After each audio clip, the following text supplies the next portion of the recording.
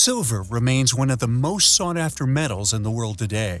Despite not being as precious as gold or diamonds, it has crept its way into the hearts of humans and is known for its durable and affordable nature. You can almost find it in every home, kitchen, and even our legal tender coins. But have you ever wondered how silver is actually made? Let's dive into the fascinating process. The first step in producing silver begins with finding the silver within the Earth's surface, where it is formed over millions of years through complex geological processes like volcanic activity, movement of hydrothermal fluids, and various other geological phenomena. To find silver, extensive research is conducted by geologists through intensive analyses, geological surveys, and explorations to locate areas with potential silver-rich deposits. The next step then involves choosing a mining site once a prospective area with valuable mineral resources is located. Although this sounds like a simple step, this stage requires careful considerations of factors like accessibility, existing infrastructure, potential environmental impacts, and other elements that could affect mining operations.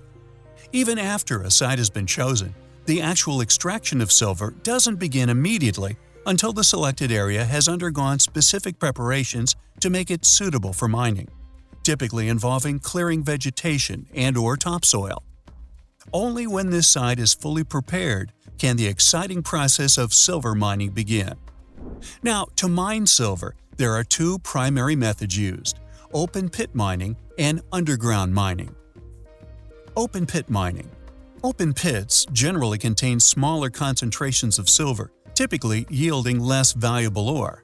They're often loaded with other minerals such as lead, zinc, and copper, making the extraction quite challenging, as it requires extra processing to produce enough silver. To begin, geologists strategically plan the placement, size, depth, and pattern of boreholes to be drilled using drilling rigs, ensuring the most valuable ore is reached. After the boreholes are drilled, the miners place specialized dynamite within them and carefully detonate what are called controlled explosions.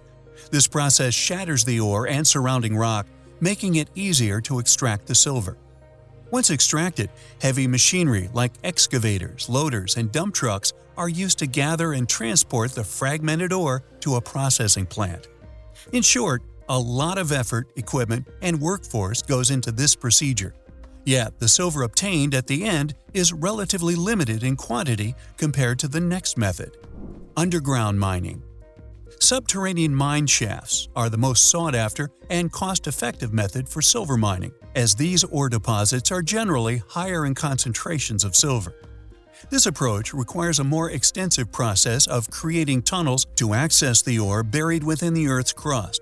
Additionally, it involves a more complex combination of geology, engineering, and advanced machinery to safely and efficiently extract the silver-bearing ore. First, vertical or horizontal tunnels are bored into mountains or hillsides at the selected site, called adits, to access the ore. These tunnels make it easier to access ore not too far from the surface area, but deeper than those employed with open-pit mining.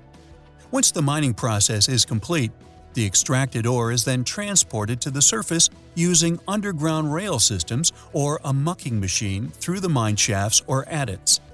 At the processing facility, the next step involves the preparation of the extracted ore by crushing and milling, which means grinding the rocky material into smaller pebble-sized pieces, then repeated until it becomes a fine powdery substance, making it accessible for its next production step: flotation and cyanide leaching.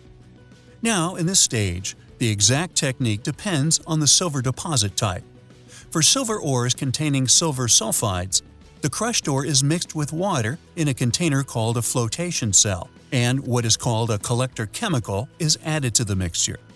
These collectors help the silver particles stick to tiny air bubbles that form in the mixture. As these bubbles rise to the surface, they carry the silver along with them, creating a frothy layer on top. The froth is then collected in channels called launders, while the unwanted particles, known as gangue, settle at the bottom. For silver ore mixed with silver chloride or cyanide, a more straightforward method is used. Here, the powdery ores are mixed in a tank with water and sodium cyanide, often called leachate, which dissolves the silver. Oxygen is then introduced into the mix either by stirring the tank in a process called mechanical agitation or by bubbling air into the tank. This oxygen reacts with the silver in the ore, creating soluble silver cyanide compounds and leaving the impurities and unwanted particles behind. The mix is then filtered and separated, removing the pregnant solution containing dissolved silver from the solid bits. To make it even more pure, special chemicals like hydrogen sulfide or salt are added to the separated silver mixture in a process called precipitation. These chemicals react with the silver in the tank, clumping the silver together and forming a small solid particle. A filter is then used to catch the solid silver particles, giving us our silver. But the silver production process doesn't end there.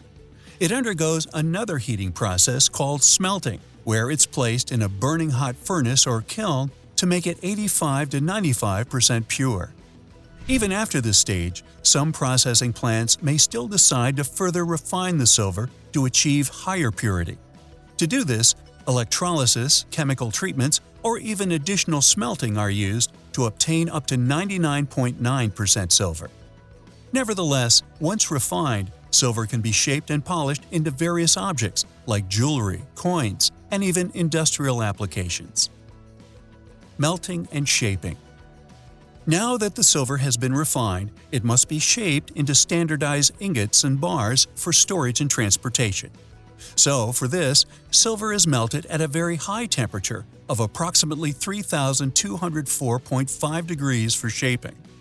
The molten silver is then poured into specific molds, depending on the desired shapes and sizes of the ingots or bars, typically ranging from 1 troy ounce to 3.1 kilograms. Once the silver solidifies, it is removed from the mold and sent for quality control. The Quality Assurance Department ensures that the end product meets purity standards. The approved ingots or bars are then packed and distributed to the intended clients, including jewelry manufacturers, mints, individual collectors, and industrial users. So, that was the entire journey from rock to silver. Extremely challenging, but fascinating at the same time. We're sure next time you won't help but appreciate the time, effort, and complex chemistry that goes into the process. Until next time, stay curious and subscribe to Made Mastery for more fascinating content.